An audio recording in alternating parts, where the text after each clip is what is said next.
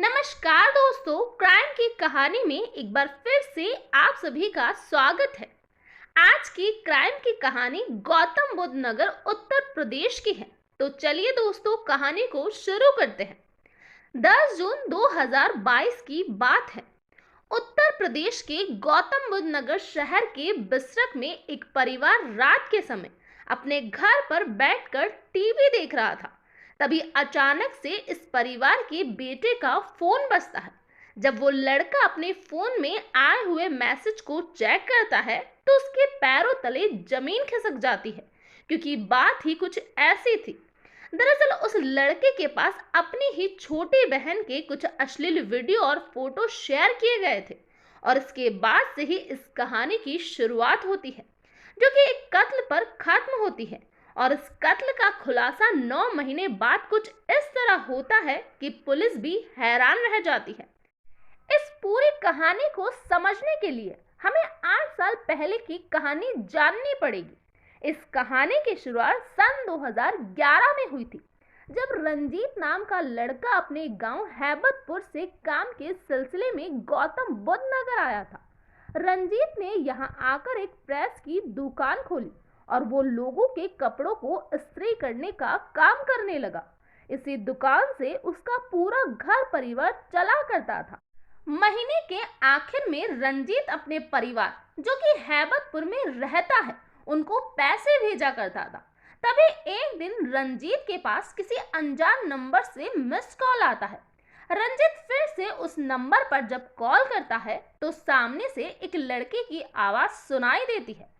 उस लड़की का नाम सुमन है और वो लड़की रंजीत से कहती है कि वो उसे पसंद करती है, जिसके बाद रंजीत सुमन से मिलने की इच्छा जाहिर करता है। सुमन दूसरे दिन रंजीत से उसकी दुकान पर उससे मिलने जाती है।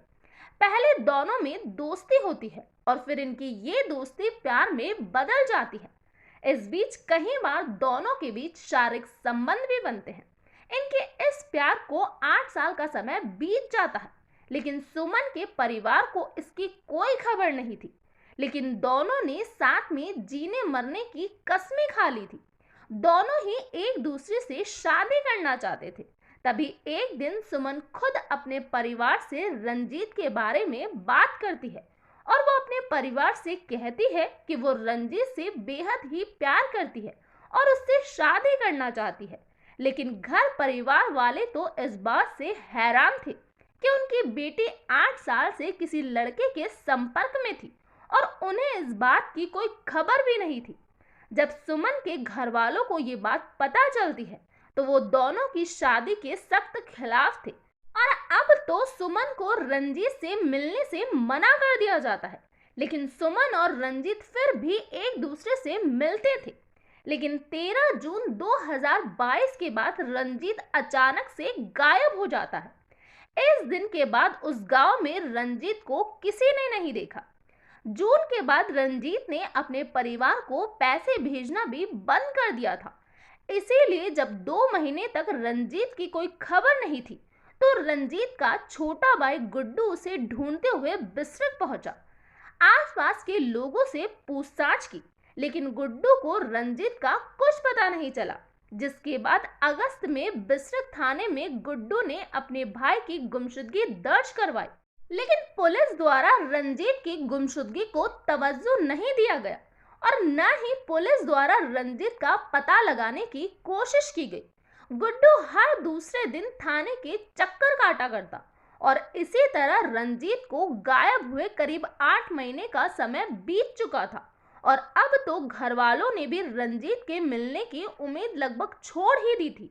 लेकिन फिर एक दिन कुछ ऐसा होता है कि 9 महीने पुराना केस महज 9 ही दिन में सुलझ जाता है।